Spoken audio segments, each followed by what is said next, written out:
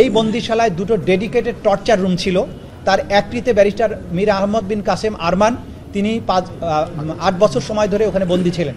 সেখানে চাবুক ছিল, যৌনাঙ্গে ইলেকট্রোকিউট করার মতো যন্ত্রপাতি ছিল, যেখানে আসামিকে বসিয়ে হাত পা বেঁধে বৈদ্যুতিক চেয়ারটাকে দ্রুত বেগে ঘোরানো হতো। দেয়ালে বিভৎস ছবি টানানো থাকতো। টিএফআই সেলের ব্যাপারে আমরা ফর্মাল চার্জে বিস্তারিত বর্ণনা তুলে ধরেছি যে টিএফআই সেল হচ্ছে র্যাবের অসংখ্য বন্দিশালা বাংলাদেশের বিভিন্ন জায়গায় আছে।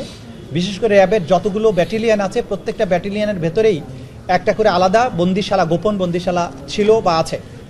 টিএফআই সেল হচ্ছে র্যাব হেডকোয়ার্টার পরিচালিত র্যাব 1-এর কম্পাউন্ডের ভেতরে উত্তরাতে অবস্থিত একটা দ্বিতল বিশিষ্ট বাড়ি, যেটার ভেতরে নিচে এবং উপরে মিলে প্রায় 29টি গোপন সেল আছে। তার মধ্যে এমন কক্ষ আছে যেগুলোর আয়তন হচ্ছে 3 ফিট বাই 3 ফিট, যেগুলো সিঁড়ির নিচে অবস্থিত, যেগুলোকে কবর সেল বলা হতো। এরপরে অন্যান্য সেল আছে সেগুলো 10 ফিট বাই 3 ফিট, এবং দুটো সেল ছিল যেগুলোকে ভিআইপি সেল ডাকা হতো। তার একটিতে ব্যারিস্টার মীর আহমদ বিন কাসেম আরমান, তিনি 8 বছর সময় ধরে ওখানে বন্দী ছিলেন। এবং সেখানে এই বন্দিশালায় দুটো ডেডিকেটেড টর্চার রুম ছিল, যেগুলো সাউন্ড প্রুফ ছিল। সেখানে নানান ধরনের টর্চার ম্যাটেরিয়াল দিয়ে সাজানো ছিল। সেখানে ছিল বৈদ্যুতিক ঘূর্ণায়মান চেয়ার, যেখানে আসামিকে বসিয়ে হাত পা বেঁধে বৈদ্যুতিক চেয়ারটাকে দ্রুত বেগে ঘোরানো হতো, এবং তার ফলে বমি করে ফেলতো বা তার মগজের মধ্যে এমন কিছু প্রতিক্রিয়া হতো, এরপরে আর কখনো সে সুস্থ স্বাভাবিক আচরণ করতো না। সেখানে ছিল স্টিলের মইয়ের মতো বেড সদৃশ্য এক ধরনের যন্ত্র, যেটার সাথে হাত পা বেঁধে ঘড়ির কাঁটার উল্টা দিকে যেভাবে ঘোরানো হয় সেরকম করে ঘোরানোর ব্যবস্থা ছিল। সেখানে চাবুক ছিল, যৌনাঙ্গে ইলেকট্রোকিউট করার মতো যন্ত্রপাতি ছিল, ওয়াটার বোর্ডিংয়ের ব্যবস্থা ছিল।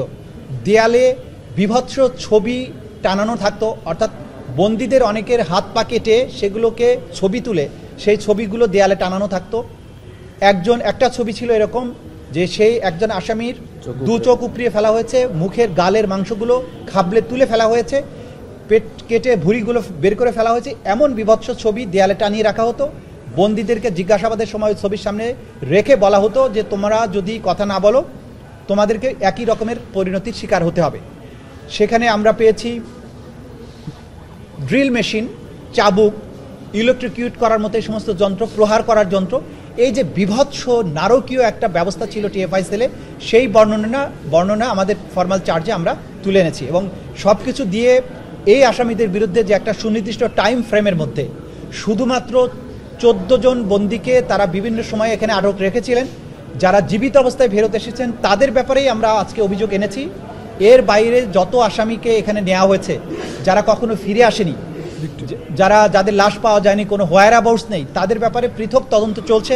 এই ব্যাপারে রিপোর্ট আসলে সেই ব্যাপারে আলাদাভাবে তদন্ত রিপোর্ট দাখিল করা।